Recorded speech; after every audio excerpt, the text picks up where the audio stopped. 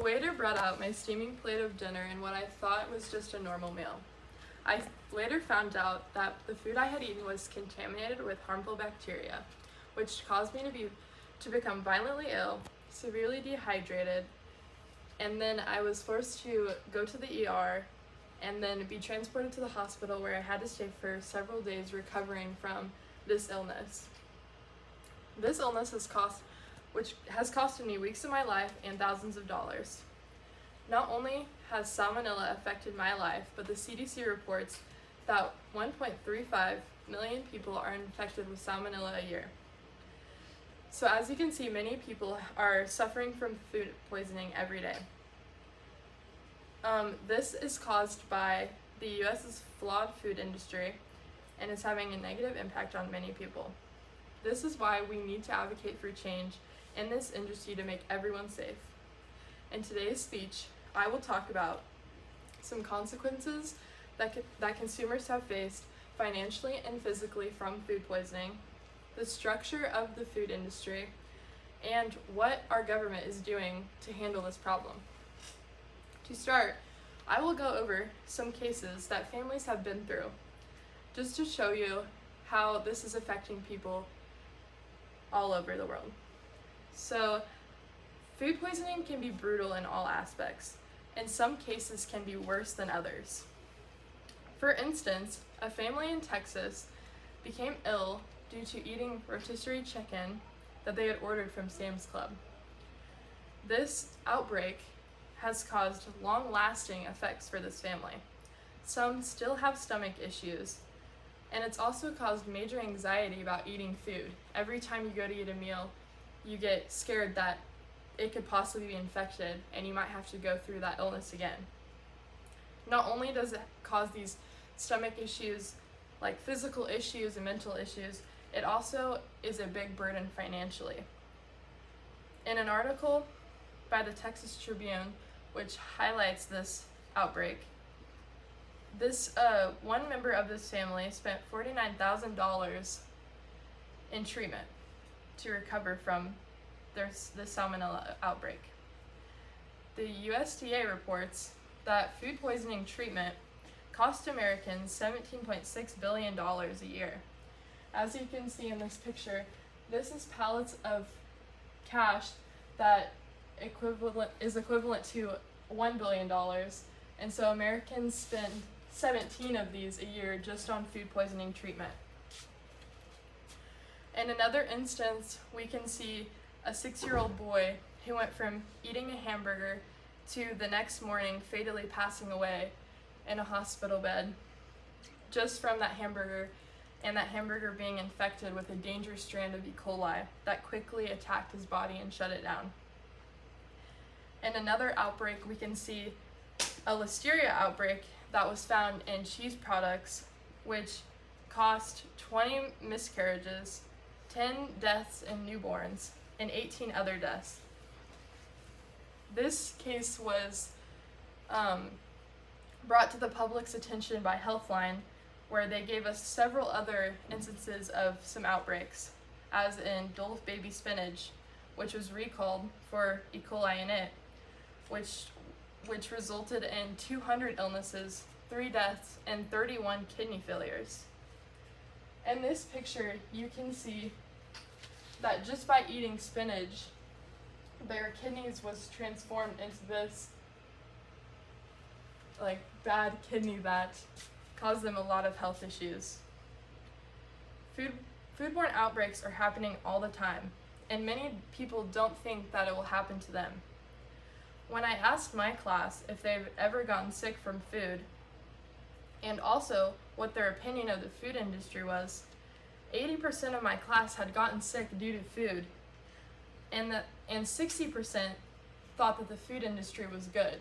So many people are being affected by this, but are not aware that the food industry and its flaws are causing these problems. And then here's another case that shows a global map of just an onion outbreak, so that you can see across the US, many people from every state can be affected by one single outbreak. The next problem that we're going to talk about today is the structure of the food industry. Many people have heard of government regulatory agencies like the USDA and the FDA, which are good agencies, but a problem with that is that these are not the only agencies. There's dozens of different food regulatory agencies out there, and a big problem in the industry is that it is not a single unit. It is divided amongst all of these agencies. And Congress, food experts, scientists, everyone in the government agrees that coming together would be beneficial for everyone if it was one unit, but it's too costly. It would cost millions of dollars to put these all together. No one wants to give up their power that they have, and they're not sure who would take over. So how would you decide who gets to take over? Would the USDA get to take over? Would the FDA get to take over? A problem with having so many agencies is that it's hard to oversee them. It's hard to place blame and really know who takes the responsibility when there is an outbreak. The government doesn't know who they should blame because, for instance, the USDA only regulates sausage, but then the FDA regulates cheese, so then it's hard to know who is to blame. So with all this problem and everything being divided, a lot of these problems just go unsolved. So the next thing we're going to talk about is, if foodborne illness is such a problem in our country, then what's our government doing to handle this problem? For instance, 5 children were killed from eating Jack in the Box hamburgers that were contaminated with E. coli. This event got the attention from legislators, and now that strand of that dangerous E. coli that killed these children is eradicated and is no longer in the U.S. Before this, legislation about E. coli was on the back burner.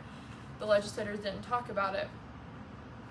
And so that's why we need to advocate for change, so that when there is an outbreak, that's not the only time that legislators bring this up. During Thanksgiving, poultry sales skyrocket. There's lots of turkey sold.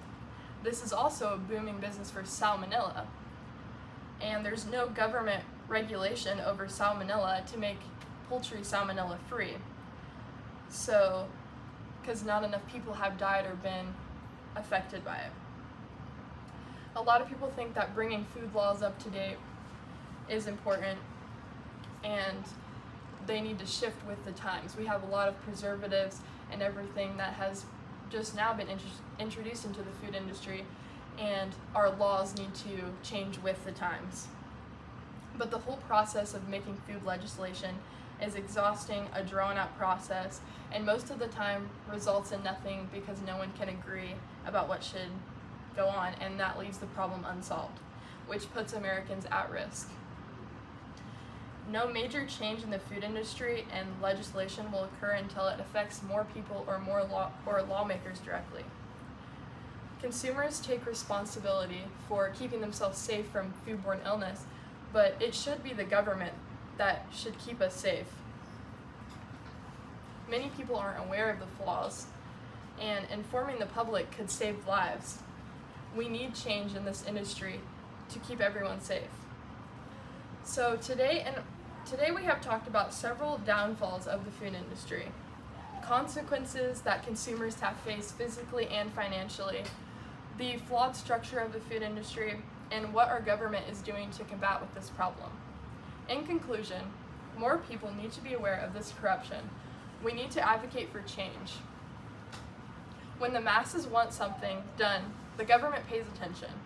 We need to stop letting large outbreaks or the deaths of many people or children happen.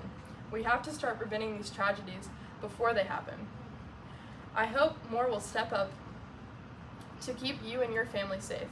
Think about this the next time you sit down to a meal. Thank you.